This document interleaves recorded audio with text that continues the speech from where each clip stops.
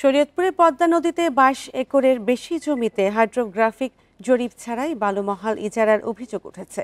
পানি উন্নয়ন বোর্ড বলছে, অপরিকল্পিতভাবে বালু তোলায় নদীর প্রবাহ ও গতিপথ বদলে নতুন করে ভাঙনের ঝুঁকি তৈরি হবে। আর জেলা প্রশাসনের দাবি, সবার মতামত নিয়ে বালুমহাল ঘোষণার প্রক্রিয়া চলছে। বান্ডেল থাকলে প্রতি সেনমানিতে টাকা বাঁচবে।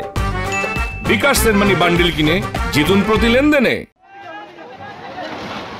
শরীয়তপুরের পদ্মা নদীর ভাঙনে গত 10 বছরে ঘরবাড়ি হারিয়েছে অন্তত 20,000 পরিবার, নিঃস্ব হয়েছেন নদীর তীরের বহু মানুষ।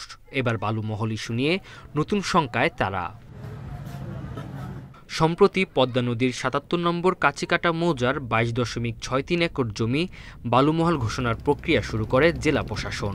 ইজারা দরপত্র বিজ্ঞপ্তি প্রকাশ ও বিভাগীয় কমিশনারের কাছে অনুমতির চিঠিও পাঠানো হয়েছে, যার বিরোধিতায় নদীর তীরের বাসিন্দারা। যদি বালু কাটার অনুমতি সরকার দেয় তাহলে আমাদের জমি জামা সবকিছু ভেঙে যাবে। নদী ভাঙনের শিকার হয়ে যাচ্ছে প্রতি বছর।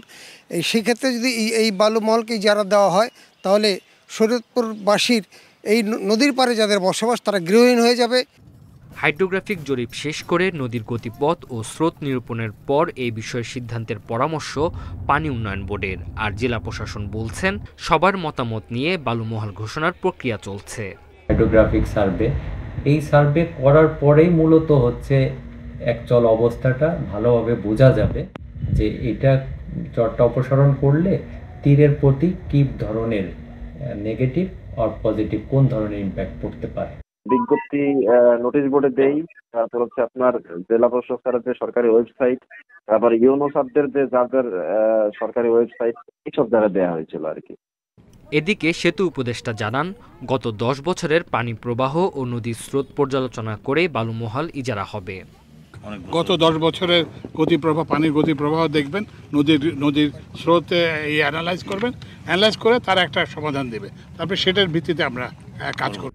ভাঙন ঠেকাতে গত 5 বছরে শরীয়তপুরে প্রায় 4,000 কোটি টাকা ব্যয়ে একাধিক বাঁধ নির্মাণ করা হয়েছে। Independent news.